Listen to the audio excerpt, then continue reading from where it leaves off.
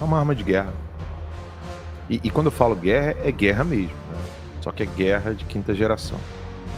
Bem, o Val RJ22 perguntou qual é a pauta.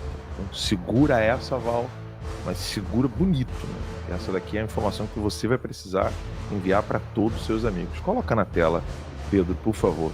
Olá, bem-vindo ao Linha de Frente Brasil, no programa Conversa Timeline desta quinta-feira, 27 de novembro de 2025. Alan dos Santos expõe o que poderia ser a nova rota do tráfico internacional, após os Estados Unidos de Trump fechar a rota pelo Mar do Caribe. Então, vamos ao corte de hoje. Lacombe, eu queria explicar de uma maneira bem prática para o pessoal, assim, algo que é a minha perspectiva, tá, gente? Não posso falar aqui em nome do Lacombe, do Max, da equipe. A minha perspectiva de timeline crescendo significa uma arma de guerra. É uma arma de guerra. E quando eu falo guerra, é guerra mesmo, né? Só que é guerra de quinta geração. Bem, o Val RJ22 perguntou qual é a pauta. Então segura essa, Val, mas segura bonito, né? Porque essa daqui é a informação que você vai precisar enviar para todos os seus amigos. Coloca na tela, Pedro, por favor. Vocês precisam urgentemente entender como que o Brasil é a próxima parada, não apenas dos Estados Unidos, mas Estados Unidos, União Europeia e todo o conflito do Ocidente contra Rússia e China, tá? Todo o conflito do Ocidente contra Rússia e China. Por que vocês precisam entender isso? O Trump, quando ele fechou a rota da cocaína no Caribe, isso começou em 2019, quando ele foi presidente pela primeira vez. Essa rota ela foi reaberta com o Biden. Tá? Ou melhor dizendo, não teve tanta fiscalização assim no período Biden. Pandemia, aquela coisa toda. Todo mundo ficou quieto. 2020, 21, 22, 23, 24, os narcotraficantes estavam muito seguros de tudo que eles estavam fazendo. E narcotraficante seguro do que está fazendo significa envio das drogas, envio do dinheiro, envio das armas, cooperação com narcotraficante, com terrorista e cooperação com países como Irã, Venezuela, Cuba, Colômbia, eu já falei Irã, né? Líbano, Rússia, China. Então, esse bloco do terror, ele estava muito tranquilo no período Biden. E aí, se você prestar atenção nessa apresentaçãozinha, é simples, fui eu que fiz, erros, vou agradecer qualquer coisa que eu falar, alguma coisa de equivocado aí, vocês podem falar. Foi uma apresentação que eu fiz para deixar bem claro para vocês. Coloca a tela inteira, Pedro, para o pessoal poder ler no celular. Isso, rapidão, daqui a pouco volta em mim aqui. Eu coloquei ali, com o fechamento do Caribe, né? Não, como o fechamento do Caribe empurrou o narcotráfico para o Atlântico Sul. Então você tem ali o fim da rota, né? Caribe, Estados Unidos. Você vai ter o Brasil como novo hub no Atlântico, decorrente dos recordes de apreensão de 2025. Então mostra ali a parte de baixo, para o pessoal poder entender. Você vai ter o fim da rota do Caribe, que começou em 2019 e alcançou o seu auge em 1925. Você vai ter operações conjuntas, e ali estão todas as siglas de órgãos americanos, órgãos da União Europeia, serviço de inteligência. Você vai ter Portugal, França, tudo isso. Tecnologias e forças desdobradas. Né? Você vai ter ali um trabalho de desdobramento massivo de drones, mapeamentos, rotas de navio, acordos com nações como República Dominicana, Bahamas, Aruba e Curaçao. Depois você vai ter um cerco impenetrável, ou seja, ficou feia a coisa no Caribe, não dava mais, e a rota foi completamente desmantelada no nível 4 ali. E aí, em 2025, a coisa piora, porque aí ela ficou bloqueada, bloqueio 2.0. Estão os números aí, que vocês podem printar para depois acompanhar. E a escalada de apreensões está bem no gráfico abaixo, onde vocês podem observar a diferença de 2024. Pode descer, Pedro. A diferença de 2024 para 2025. Era Biden, onde os outros países e os Estados Unidos cochilando estavam bloqueando, e depois, quando os Estados Unidos entrou na jogada, sem cochilar, bem acordadinho, e aí nós tivemos então a apreensão de 402 toneladas de cocaína só no ano de 2025, e nós nem terminamos o ano ainda. E aí o Brasil vira a rota principal. Brasil, Atlântico, Europa.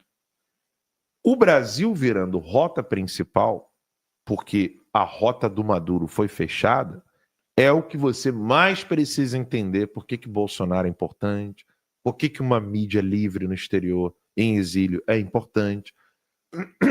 Vai descendo ali, Pedro, que é só ilustrativo isso aí, é só para o pessoal poder dar uma olhadinha, onde o pessoal poder entender essa reconfiguração estratégica.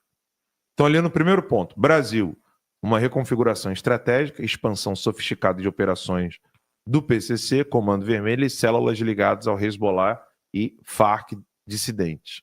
Dissidentes com muitas aspas, né, porque Farc virou partido. Os arquipélagos, né, ou seja, a parte da próxima Madeira, Açores e Ilhas Canárias, como trampolins para poder chegar na Europa. Então você vai ter marinas privadas e barcos pesqueiros sendo apreendidos, semi-submersíveis de alta tecnologia sendo apreendidos, navios mercantes com cargas ocultas nos cascos apreendidos, lanchas rápidas para transbordo em alto mar sendo explodidas, e aí você tem uma ameaça global. A União Europeia classificando esse eixo Brasil, Madeira e Península Ibérica como uma das 3 rotas mais críticas do narcotráfico mundial. Mundial. Então, vá direto para a parte da omissão do Estado brasileiro, Pedrão. Pode descer isso aí, obrigado. Aí. Aqui que o pau tora. Volta a câmera em mim aqui rapidinho, a gente volta para a apresentaçãozinha que eu fiz, pro pessoal, para ficar bem visível para vocês. Então, eu desenhei ali para vocês. O Trump cortou o envio de drogas pelo Caribe, o Trump e a Europa, né? Então, Estados Unidos e Europa. Maduro não tinha mais como escoar, e ele tem um acordo. Acordo com o Irã, acordo com Hezbollah, Al-Qaeda, apoio com Hamas. A troca de armas, drogas, dinheiro. Essa transição, ela foi cortada quando ela passava pelo Caribe. Do Caribe ela podia ir facilmente para a Europa. Por meio, por exemplo, vocês viram ali na Ilha da Madeira, aquela parte ali de Portugal. Agora eles foram forçados a ir para Santos e Santa Catarina. E Santa Catarina vai ser cada vez mais alvo, ou seja, nome sendo citado nessas apreensões, inclusive aconteceu uma recentemente que nós noticiamos aqui. Santa Catarina será fortemente mencionado porque eles tiveram que remodular esse envio. E eu não tenho nem como fazer o link, tá? Mas isso explica um pouco o desespero de certos políticos de Santa Catarina com Carlos Bolsonaro, tá? Isso é uma suspeita minha, é uma suspeita. Os dias virão, a gente vai ter dia após dia para ver se essa minha suspeita ela é irracional ou se ela é absolutamente plausível.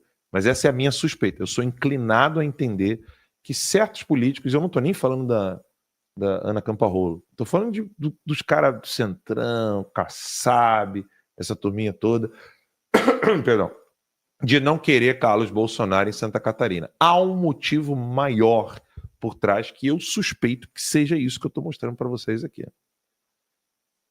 A omissão do Estado brasileiro, ela foi bem descrita pelo Bukele. Vocês lembram do Bukele falando?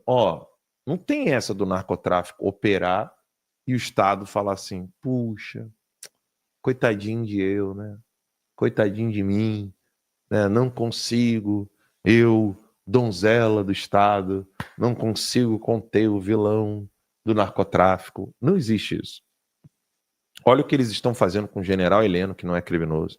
Olha o que eles estão fazendo com Bolsonaro, que não é criminoso. Olha o que eles estão fazendo com o ex-ministro da Justiça, Anderson Torres, não é criminoso. Olha o que eles vão fazer agora essa semana, terça-feira que vem, com o Naime, que evitou um genocídio no dia 8 de janeiro.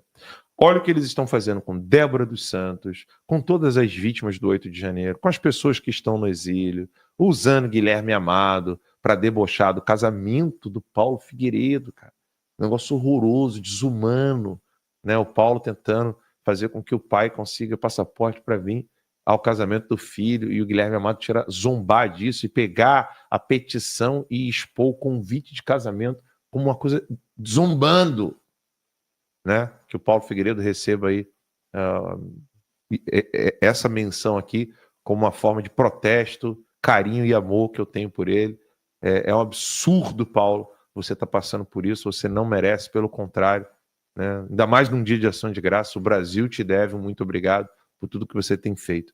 Mas voltando aqui, você tem o Estado brasileiro, a máquina do Estado, aquela máquina de moer que o Andreasa falava que ia triturar o Bolsonaro nas eleições de 2018 e não aconteceu nada, pelo contrário, o Bolsonaro só cresceu.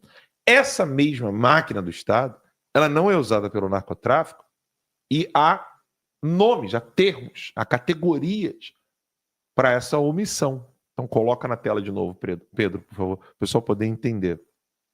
A omissão do Estado brasileiro na redução de compartilhamento de inteligência, bloqueio de pedidos MLAT e recusa de dados, dispersão e expulsão de adidos americanos em território brasileiro, classificação como non-cooperating state, ou seja, um país que não quer cooperar em relatórios americanos, falha institucional onde poderes legislativo, executivo e judiciário são vistos como omissos, classificação americana como obstruction through omission, ou seja, obstrução por omissão, e por fim, facilitação das rotas atlânticas, onde o Brasil emerge como um novo hub global de cocaína para a Europa, e a omissão indiretamente impulsiona o tráfico transatlântico, que é exatamente o que o Lula está fazendo. Como que os Estados Unidos enxergam, então, o Brasil hoje?